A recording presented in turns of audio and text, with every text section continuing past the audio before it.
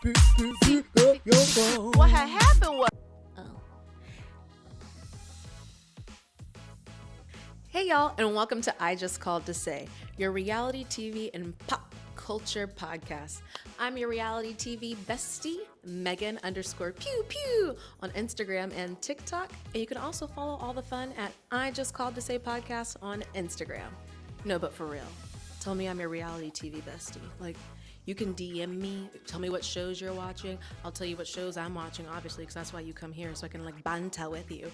But for real, tell me what you're watching, tell me what I should be watching, and like, subscribe, follow the podcast anywhere podcasts can be heard. Fun fact about me, I can't hold water. So if I have intel or information, I'm gonna tell you. So that's why you wanna listen to this podcast, because anything I hear on the streets, I'm bringing it right to you. Like, I have tea to spill. Like, don't sleep on me. Like, hello, has anyone watching Bravo's Southern Charm? I got intel. Like, not even like I know someone who knows someone who's an informant. Like, I know who Vanita Aspen is dating. Like, you guys can actually listen to an episode of this podcast featuring Manny Houston himself. I don't think he's like really appeared on an episode yet. He's just been like making like cameos through an iPhone. When this all started popping off, I already had suspicions, because you know, we followed on Instagram. You gotta follow everyone, and you gotta follow everyone's friends too. It sounds a little creepy of me, but I do it for you guys. It's the research, okay? I'm passionate, but you gotta follow people's friends to get it on the intel. And I already had a feeling that they were dating, so I reached out to Mandy and I was like, "Hey, are you dating her?" And then he was like, "I guess she'll have to watch the season to know." So boom, right there. Last season, I was like, okay, but this season, it's giving a little bit more. Because I remember on the reunion... What's your biggest regret from the season? Not being more of myself. It's my biggest regret. She's giving herself this year. And you know how she's doing that? She's not really having any drama. She's just kind of like telling it on everyone's drama. They're on the outs, yeah, because Taylor told Olivia that... Which is the way you want to go on a reality TV show. Like, if you can stay below the radar, but still always be the source of information and not get burned by the fire, it's so good. You know who does that best? Giselle on The Real Housewives of Potomac. Everything is just information to her. It's just information, and she just puts it out there in the messiest of ways, but for some reason, like, she rarely ever gets called out for it. Only by Candy Pants, which shows I do have an informant on aside from Southern Charm, but I've also got Love is Blind and The Ultimatum on lock. Now, I'm not gonna lie. This new season of Love is Blind,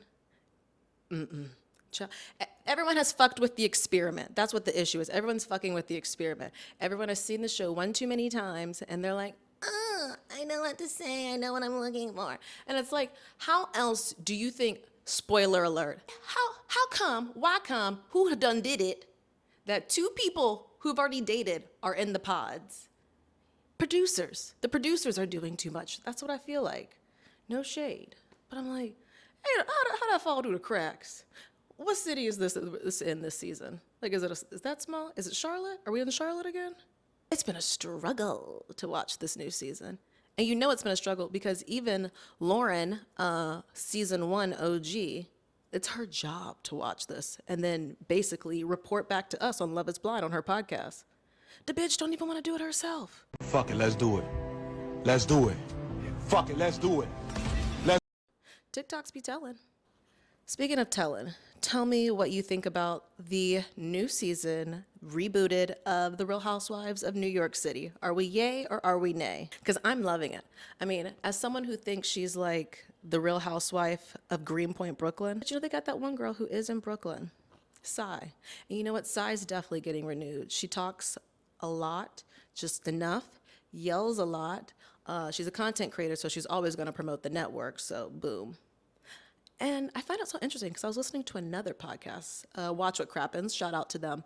And they were saying, like, on episode 1, I'm pretty sure they took it back. They were like, she's definitely not getting renewed. Y'all know Good and Well Size getting renewed. Jessel, on the other hand, I could see her not coming back. She might not have thick enough skin. But yeah, let me know what you guys are thinking of. Also, Real Housewives of Salt Lake City is back. It's going strong. It's really good. We'll be like on this episode.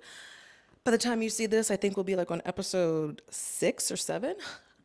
Loving it. I was a little concerned because, you know, without Jen Shaw's fraud, I was like, what are we going to talk about? there's always something to talk about. There's always someone's husband to talk about. That's what it comes down to in this show. The husbands are just caught in the crossfire. They just get burned. This man is just a hairdresser, and they're like, oh no, he's gay. He's gay. And you see him, he cuts hair. What was the last thing that was popping off when I did an episode? Last episode I did, oh, you know what was popping up? It was the Scandival. The Scandival really took its toll. I hadn't heard about something popping off like the Scandival. Nothing has popped off like the Scandival has ever popped off. Scandival became so mainstream that like things that my boyfriend watches on YouTube, like I'm talking about like sci-fi related things, were then making reference to the Sandoval. That's how you know you've done it. Like I think the last time something popped off this hard was like Taylor Swift and Travis Kelce. Like the Scandival was scandivaling. Like it was trending for a really long time. The real scandal is probably going to happen at BravoCon.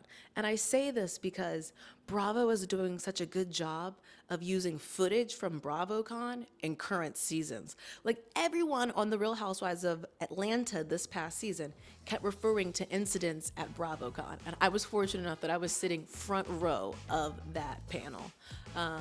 So you really got to be dialed in at BravoCon because the shit really happens. You want to be in the room when it happens. You know what I mean? And I think they're currently filming, or filming is coming to an end for Vanderpump Rules. Everyone came back, I'm pretty sure, even Rachel. Saw what I did there. Even Rachel is coming back. So I feel like there has to be footage from BravoCon that they're gonna use. So you already know that line to see the Vanderpump Rules panel is going to be out the wazoo. So make sure you tune in next week, and I'm going to tell you what you need to know in order to have the best time at BravoCon. As someone who is an OG BravoCon goer, you're going to want to hear what I have to say. Trust me. I guarantee you. All right, meet me back here next week, same time, same place. Make sure to like, subscribe, follow, tell your mom and them to listen through. And I am your reality TV bestie. I just called to say, we out. Like you never got off. Someone's gonna get off. But, zing. I don't know, this top is doing something weird, but I'm just gonna have to go with it. It's giving very Lizzie McGuire. It's like, you can't tell me. Lizzie McGuire.